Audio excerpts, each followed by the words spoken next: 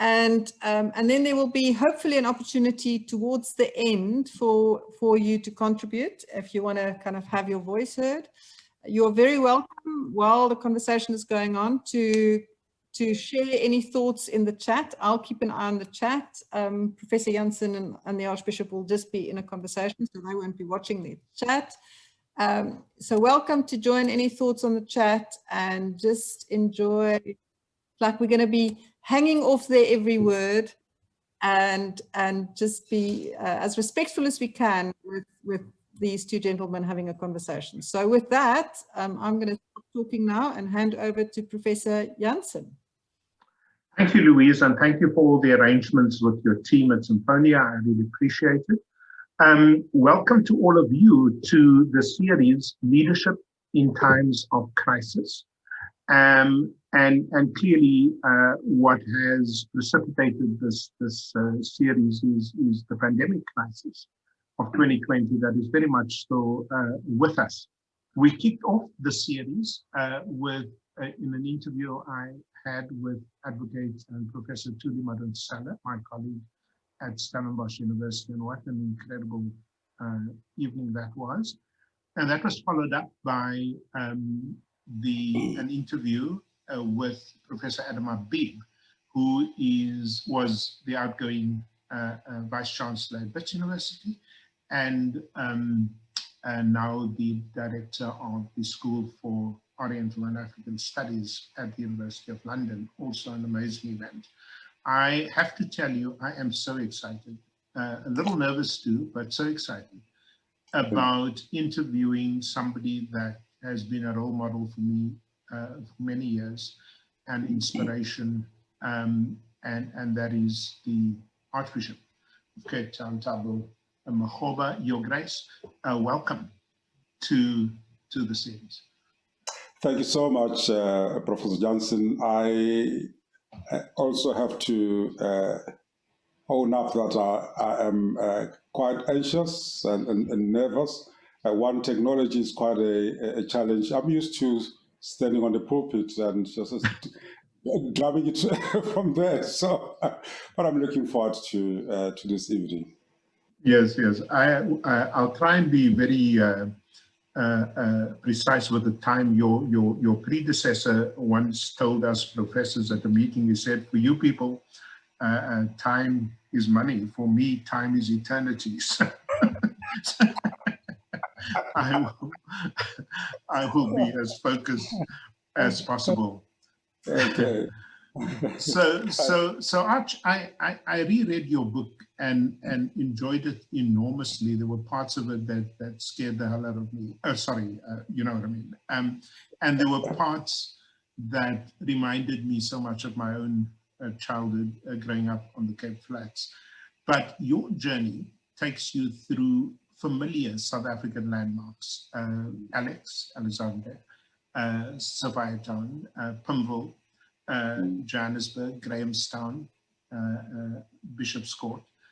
But your roots really lie in Makgoba's Kloof, or as you would correct me, Makgoba's Kloof. I wonder if you could, just for the sake of our audience, just give a little hint about that, about your roots. Okay. Thank you, Prof. I always get into trouble when I speak about Makgoba's Kloof, and I live in Cape Town, Bishop's Court, and I say to them, Makgoba's Kloof is the most beautiful part of South Africa.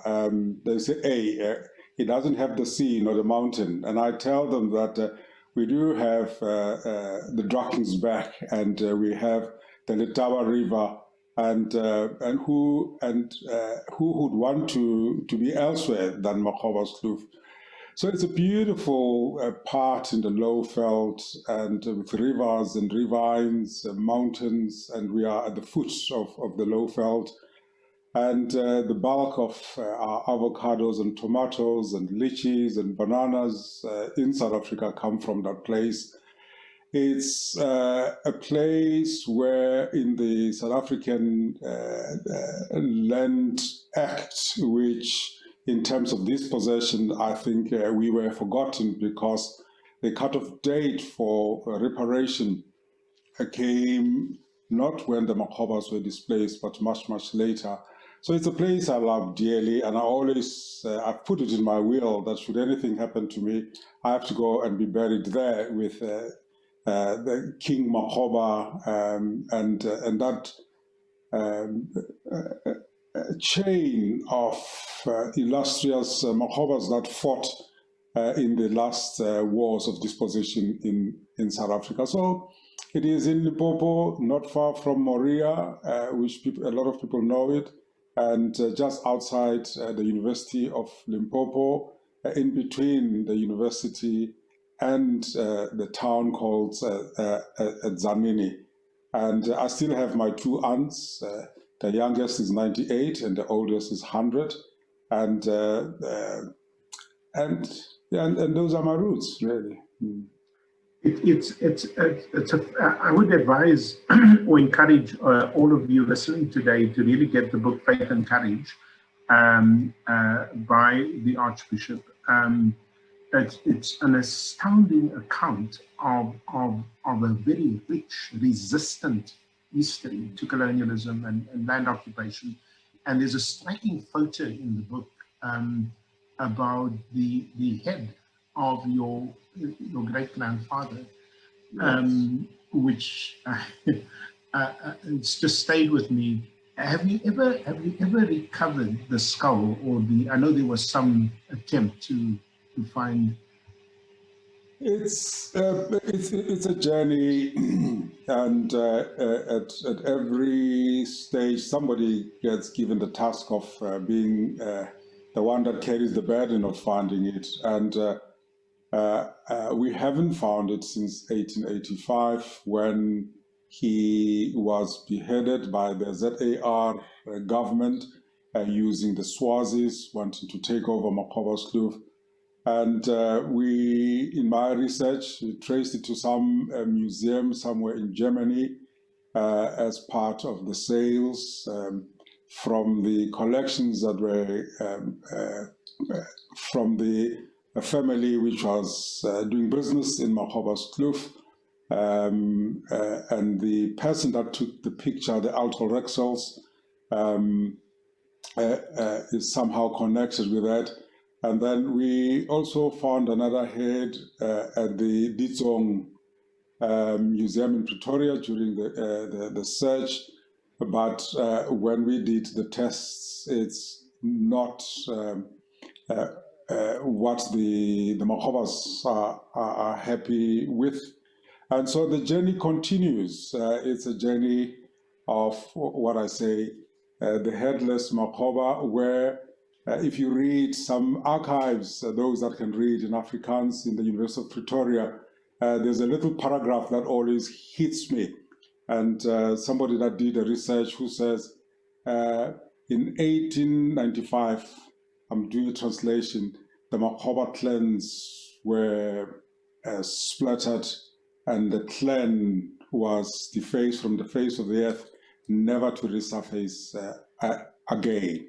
And when I look at where we were taken in Bless outside Hammanskraal to be our new home, and I look at the other chiefs where we were incorporated so that we were demolished, I smile that the Makhobas have actually resurfaced again, and that's why I'm a priest. There's a resurrection component to that sad history of really wanting to deface people off the face of this beautiful country and beautiful basin in the Letaba Valley.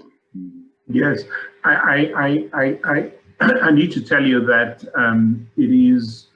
I've been to Makgoba's Kloof a few times, often to do training for academics from what was then the University of the North. And unbelievably beautiful part of the country. Now, Arch, most people don't know that you actually, I didn't know this until I read it, you have a very impressive academic career that starts off with a BSc degree at Wits and ends or continues with a PhD from UCT. I mean, And at one point, you're faced with this choice. Do I go into science, chemistry being a love of yours? Do I go into psychology, politics? But you end up going into the ministry. How did you lose your way? A secular person might ask. No, don't worry. In my context, I found the way. For sure.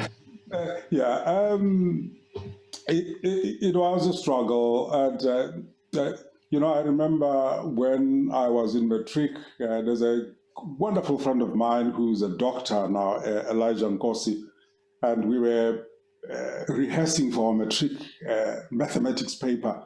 And he was the cleverest. He knew maths.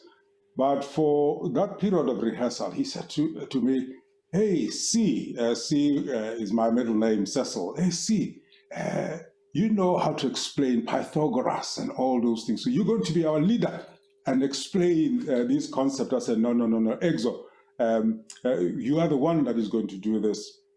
And so from high school and the teachers were saying to me, "You're going to be a good doctor, you're going to be a good scientist." And my parents also bought into that. And I was hearing science, doctor, dentist, or teacher. Applied to VETS, and it was when we still had to get ministerial approval. VETS accepted me, but the minister turned me down. And I had to go to University of the North and did what they call a pre-medicine BSc. And it was then that I, sorry to throw people's names there, Mujanku Gumbi, or Tubisu, who was the legal advisor for former President Mbeki. We were at Anglican Student Society together.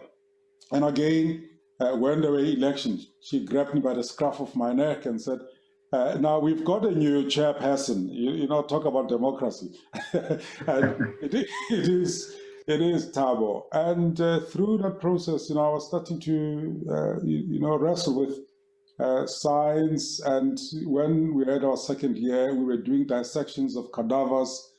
And those cadavers were all males. Oops, I'm sorry. Were all males.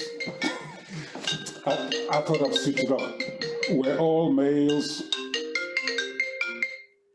All males from, we are told, Angola. So I started saying, but what is happening? And whilst we were there was a group of people that were to be forcibly removed, and we got in as students. We stood in between the front load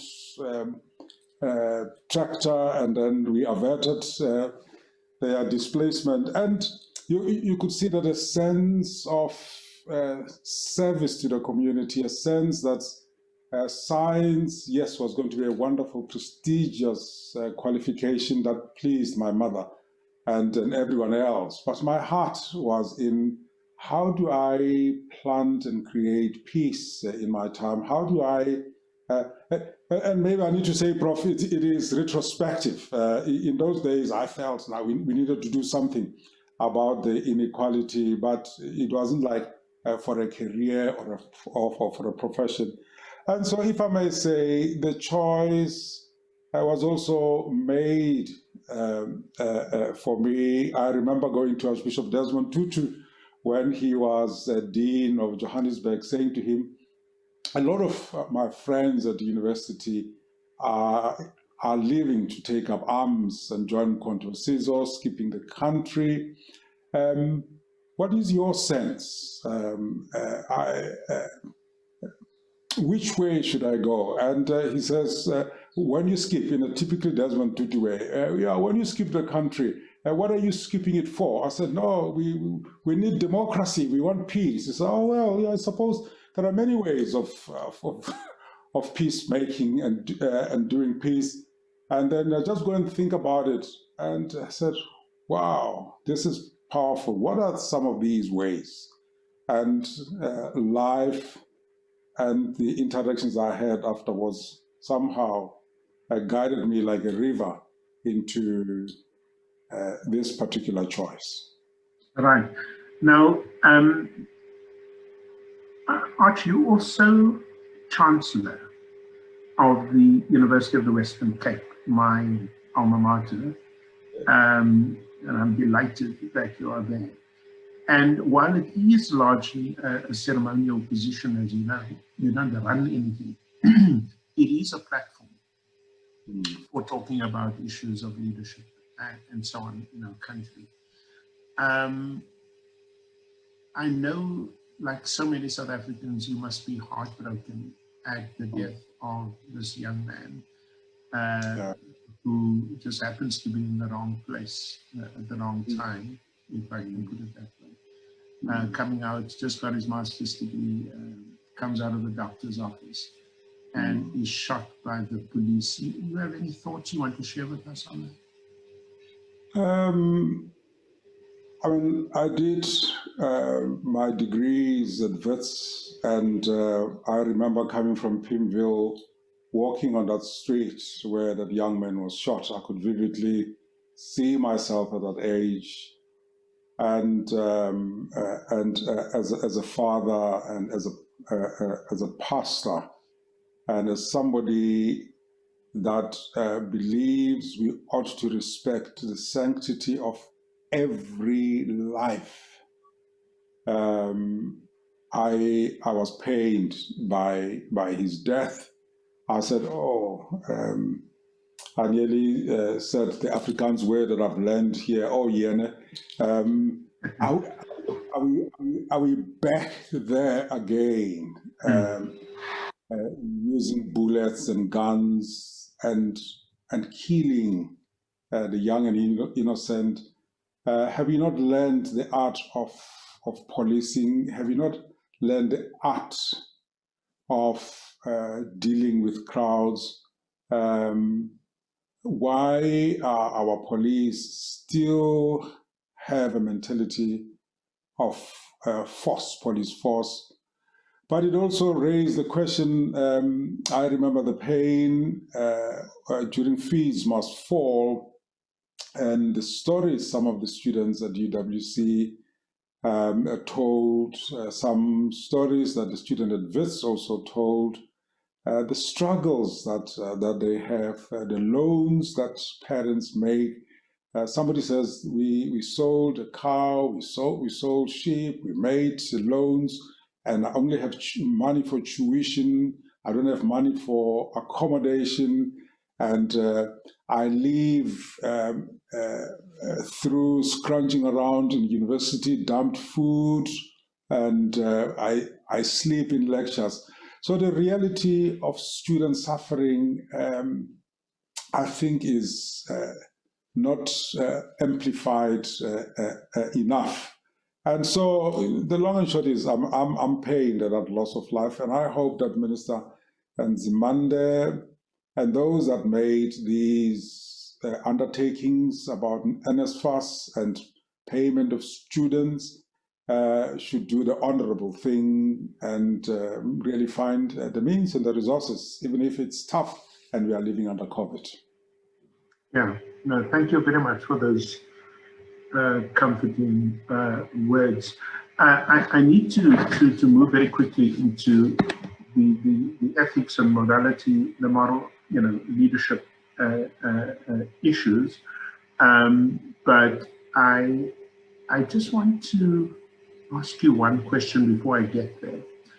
In your book, Faith and Courage, Praying with Mandela, there is a beautiful, beautiful prayer that you kick off the book with.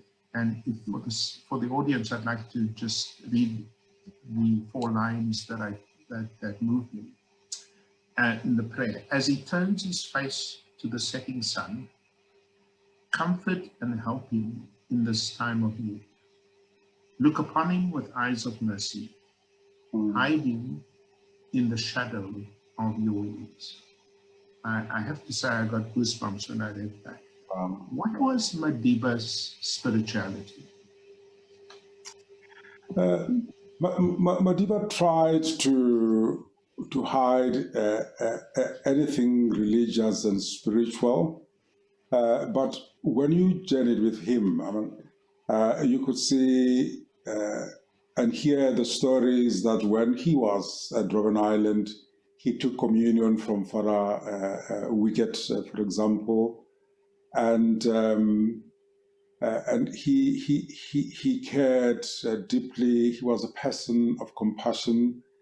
And he will say, for example, when I read some of those prayers during my Haze Pesuk, he will say, hey, you said that lovely prayer, please do write your prayers down so that when you are gone, I can remember them, I can read.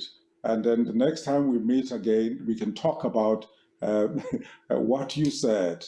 And for me, it was a high level of spirituality. And one other story, I remember there was a gentleman, maybe I don't have permission to mention his name, he had reversed into his cousin's child and killed him with a tractor, a farmer here in the Western Cape. And he was inconsolable, and everybody tried to say to him, it is a mistake, and we know it is painful. And all the domineers and everybody tried, and the psychologists, the psychiatrists, but he felt guilty. And so Zelda made an appointment for him to come and see Madiba here in Bishop's Court. So it was a day when I was also visiting Madiba, and I said to him, looking at the people that are waiting to talk to him, hey, Madiba, don't people tire you? And he was so visibly upset with me and said, Archbishop, what type of an archbishop are you? How can people tire you? People don't tire me, they energize me. So you could actually see that there was a man that really connected with those that came with their pain, connected with the joy of others, connected with the anxiety of others. And for me, that is nothing else but a beautiful description of a high level of spiritual awareness and spiritual development. So now I'm going to come, thank you so much for that insight. Now I want to come to the heart of today, which only you can address with us. As I said, Adam being a political scientist, Julie being a legal specialist, they gave us those angles.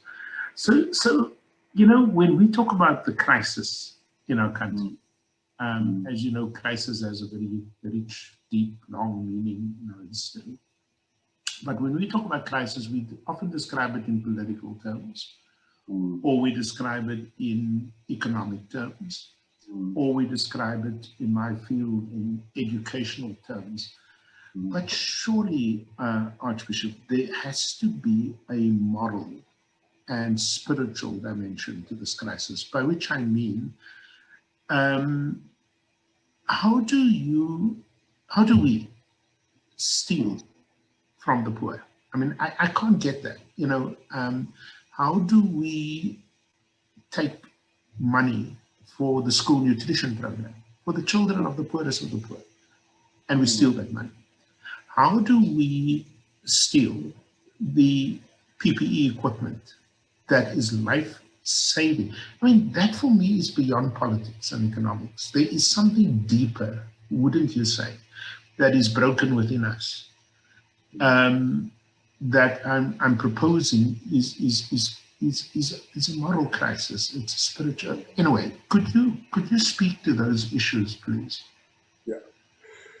Yes, you know, there's a theological term for crisis. It's a kairos, and a kairos is a moment of crisis as we know it. It's like things are falling apart. There is immorality. There is that sense of too much focus on material gain, forgetting, the idealism that we came from and the concern for the poor and the marginalized, which powered our struggle. And there is the crisis, the kairos, as an opportunity. And I always hold those two in tension, that, stealing, maiming, taking the PPEs that are the last oxygen for those that need it, particularly the poorest of the poor. The slow pace of really taking the issues of vaccine and transparency around it, and the lethargy when it comes to expediency, is a moral crisis. It's a matter that says, I matter, others don't matter. And if we concentrate on those processes which are painful and negative, we will become absorbed by them and lose a perspective of saying, we know them, but we are going to focus on the opportunity. And the opportunity is, from biblical terms, we will point out and say, for example, thus says the Lord, you cannot steal the PPE that belongs to those that need it.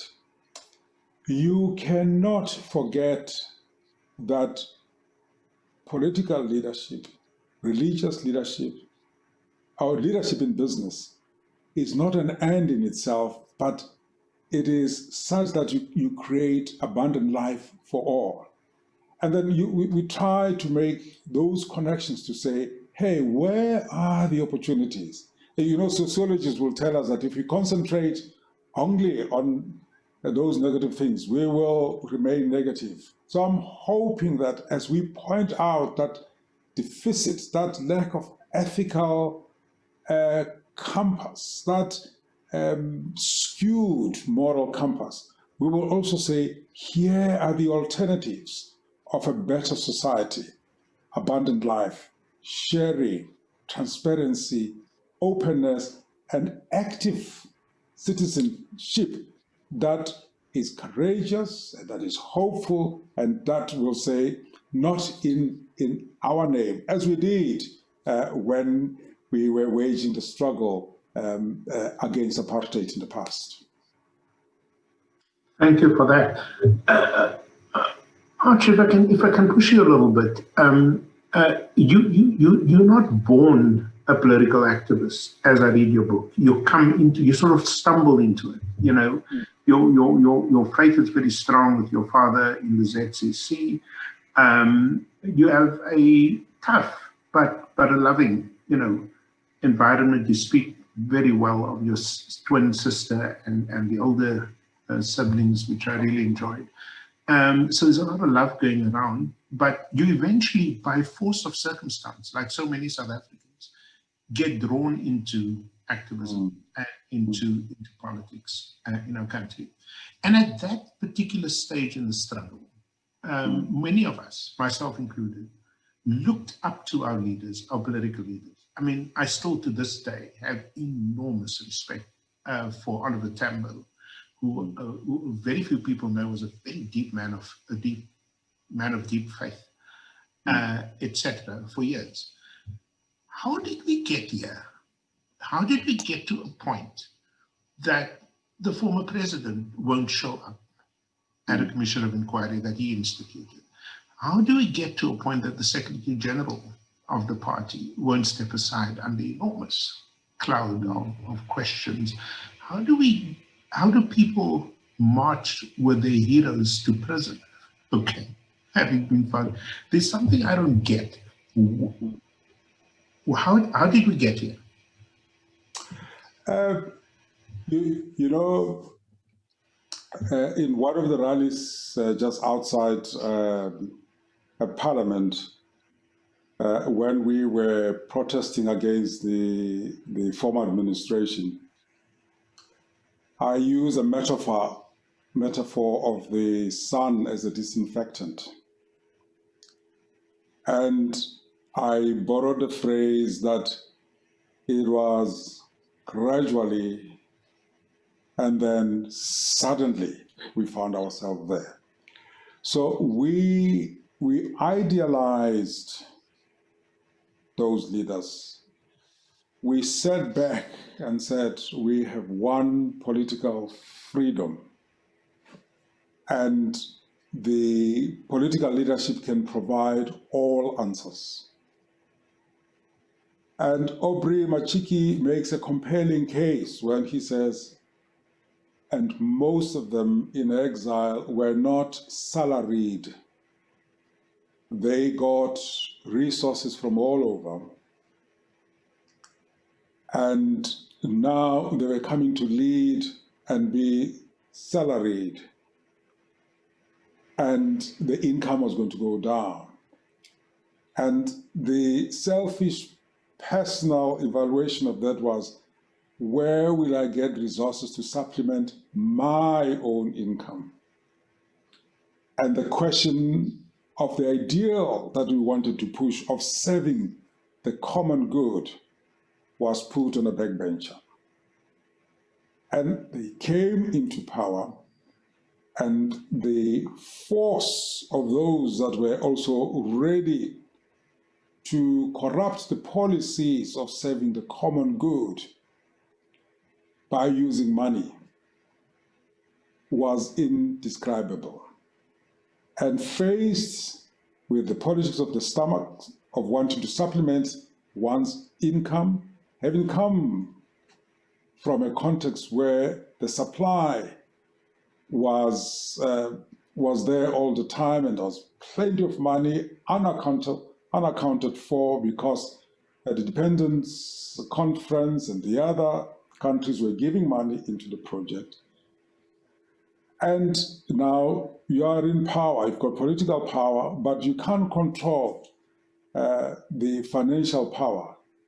So then we had a situation of a corrupter and a corruptee, and corruption just went unchecked.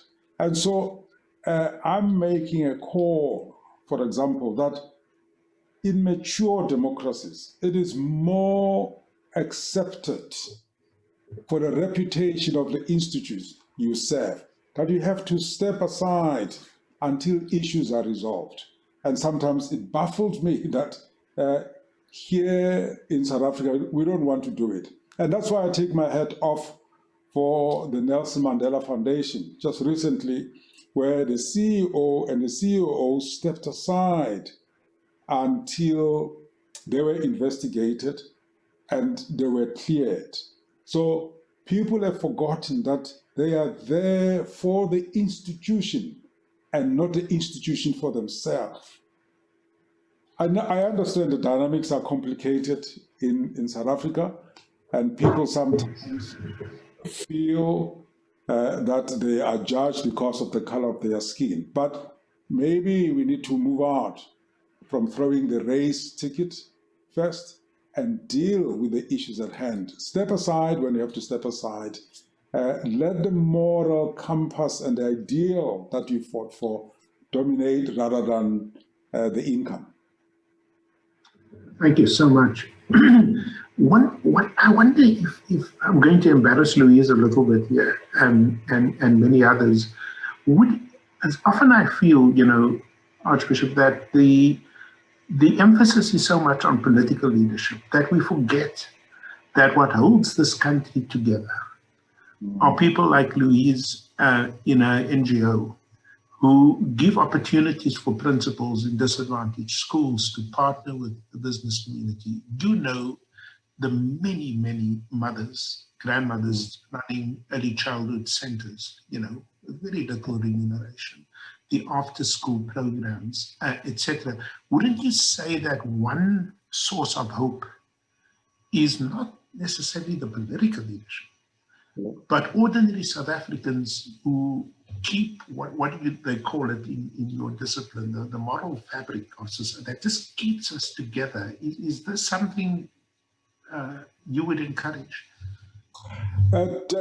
Definitely, it is. Prof, I was a teacher at some stage in my life, and I taught at the Johannesburg College of Education, and so education also is one of my primary vocation, and I think what Louise is doing with Principal is what we try to introduce as the then Johannesburg College of Education, to take those that are successful in business, have made it, and they know what works and does not work, and to say, come and sit with a teacher in a disadvantaged context, or sit with principals there.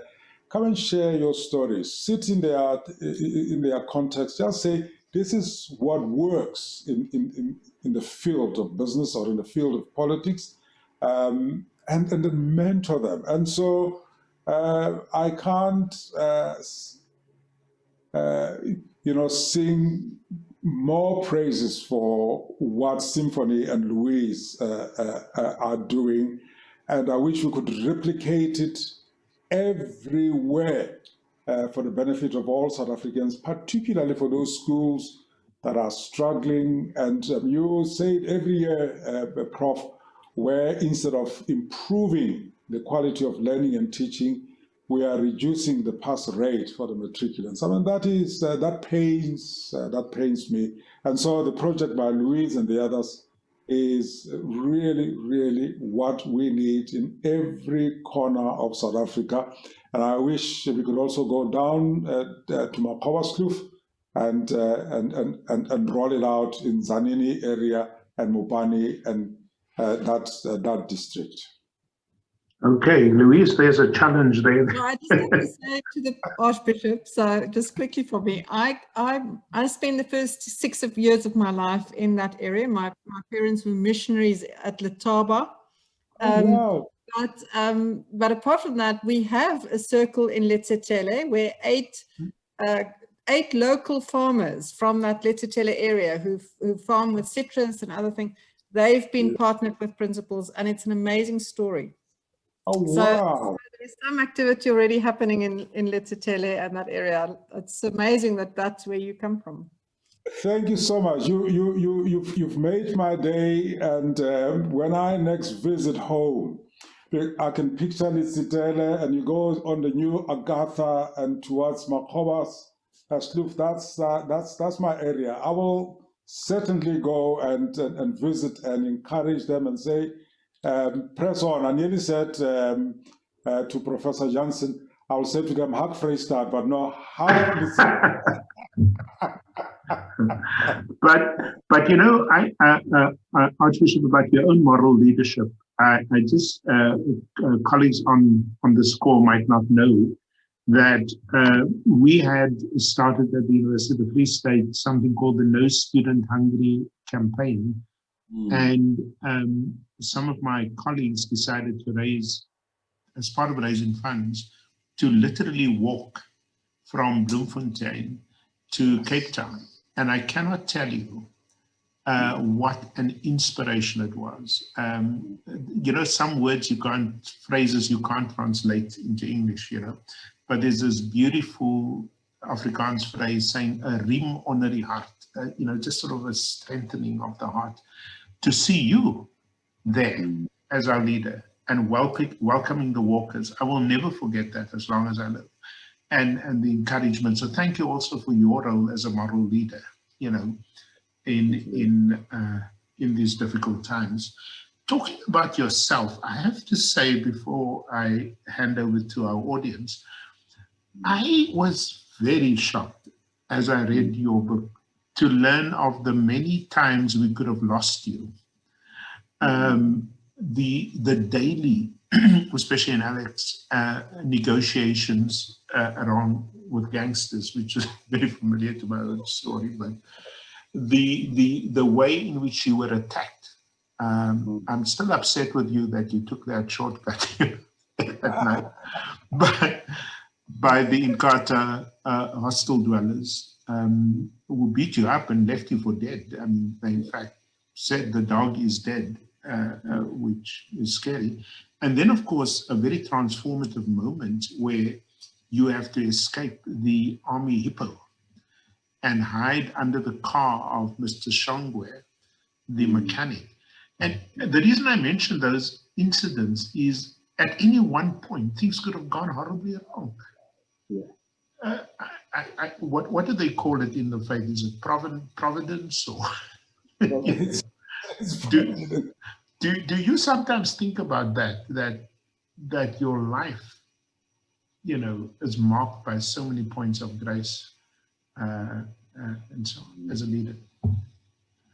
Yes, Prof. It's been a journey, and it helps me to be grateful for every step of the way, and to challenge myself and to challenge others to do good for humanity. You know, when I go back to Alex, and I look at that place, it has changed a bit with the overcrowding. I give thanks, and I remember raising it in one of our synods, and I discovered that there is a cleric that may have been part of the white, in those days, boys that were conscripted against their will to do what they did to us as young people in Alex. And, you know, there were tears at that synod. And as the Anglican Church, we created a platform where people could tell those stories. And it was such a beautiful, cathartic experience. And I remember also after writing the book, there's a colleague of mine who's an Anglican priest whose great-granddad was on the Kruger's regiment that could have killed or was part of killing my great-granddad. And, you know, moments like those of talking are very, very cathartic. And as South Africans, sometimes I feel we talk past each other instead of talking with each other, because if we talk with each other more and intentionally, we could create an amazing opportunity for healing. I had to go to a spiritual director because it took me time to get used to the hippos. We used to call them yellow mellow.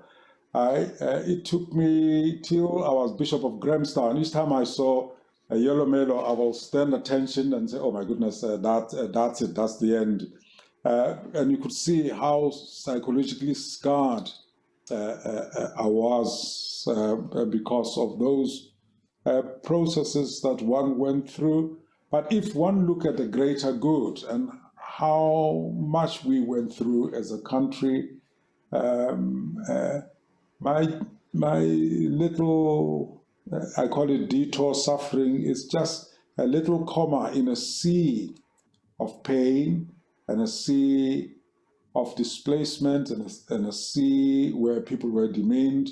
And what we need to do is not to put that under the carpet, but just to talk about these. And now when you talk about these, I've got a friend in England who was a South African. He says, oh, Thabo, as your white friend, when you talk about this thing, fear envelopes me because I feel so guilty, I want to run away. I said, no, please don't fear, because I want you to hear, because I also heal. And I'm not saying it in order to make you feel guilty, but I'm actually making you to say, know where we come from and the pain that we have inflicted on one another, and that we have a responsibility to heal each other as we move forward. Thank you. And my last question before I hand over to Louise, because I know there are questions and comments in the chat box. A lot of the people on this call are people of faith. I see some of my colleagues who I know are Jewish, and there's certainly Anglican believers as well. Do you have and people are hurting, as you know, Arch, and people are really hurting. Economically, people are hurting. Politically, people feel distraught. And people feel fearful, you know, with the slow rollout of the vaccines and so on. Do you have a closing word just from my side that might encourage us? My closing word is we're going through a difficult patch. We've never been through a pandemic. There are missteps from the leadership of the country. There are some who put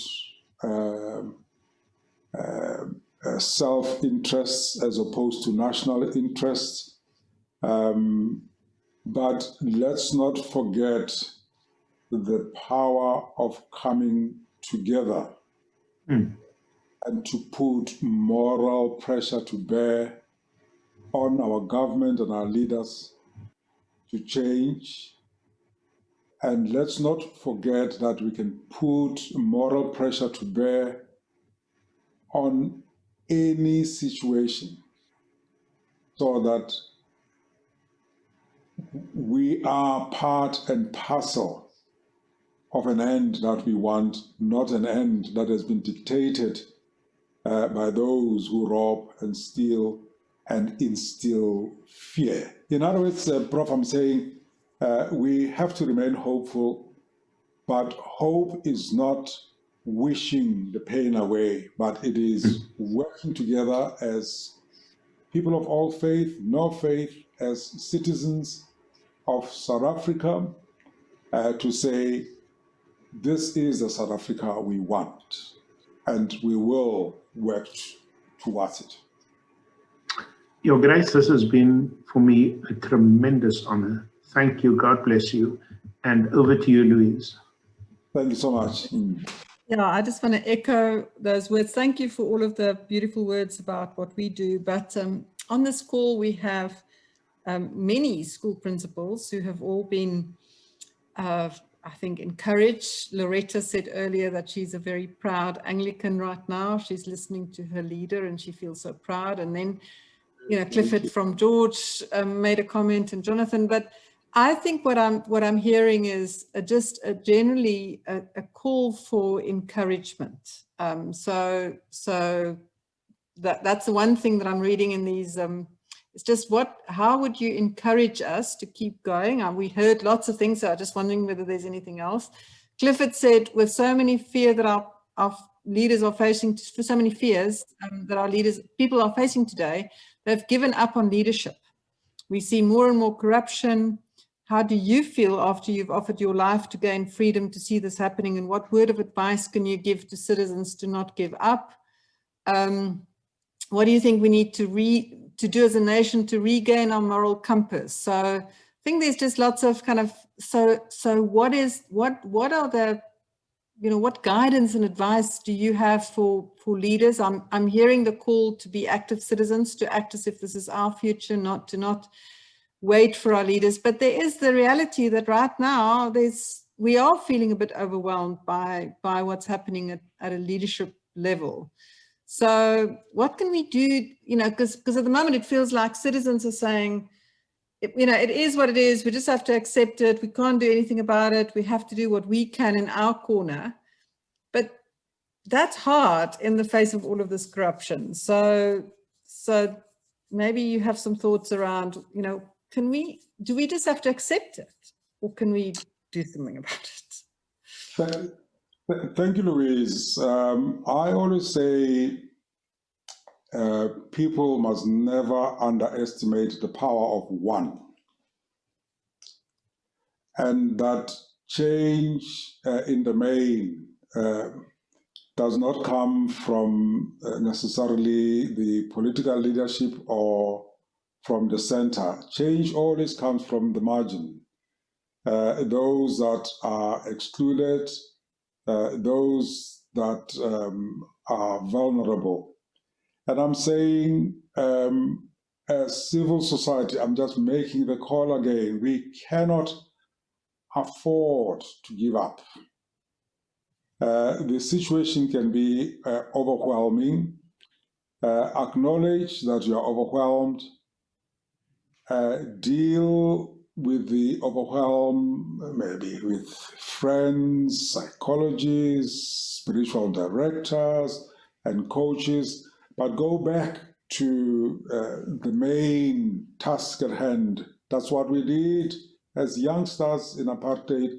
Have that song, that Bible passage, that passage from the Quran, or everything there that encourages to move forward, because it is civil society and the faith community which are not in the center of power that will need to step in and push back against the selfishness of the elites, the selfishness of those that hold political power.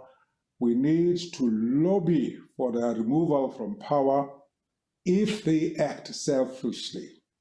And that is one thing. I know we might actually be scared, but we also need to remove mediocrity by doing excellent projects like you're doing, because good projects will attract good vibes, as my daughter will say, and then a number will sign up for good vibes, and then in that way we will change. So let's not give up.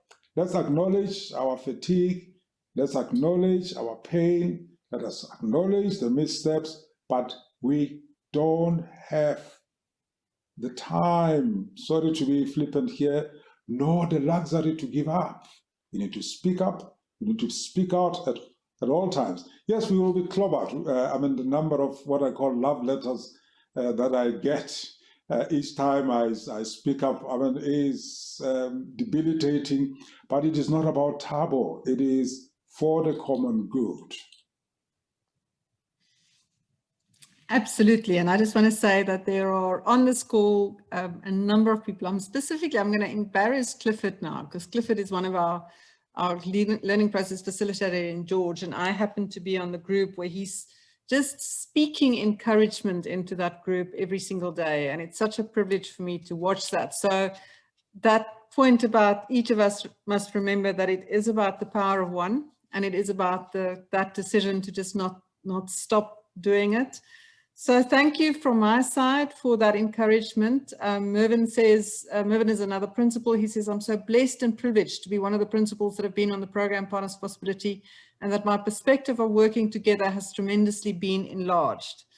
So thank you, Clifford, for also just sharing your thoughts, and for everybody. So from Professor Jansen, thank you very much for everybody joining us. I have posted in the link a feedback form that we'd love you to just share your any thoughts that you might have. So please, if you could just click on that link, on that feedback form. And then just from my side, Professor Jansen and Archbishop Makgoba, thank you for inspiring us to keep going. You know, we cannot give up. It's too important. Our future is at stake. And we leave this call encouraged to continue to do the work that we are being called to do. So thank you very much for everybody. And lots of beautiful words of appreciation coming into the chat now. So thank you. Thank you. Thank you, Prof. Thank you very much, everybody.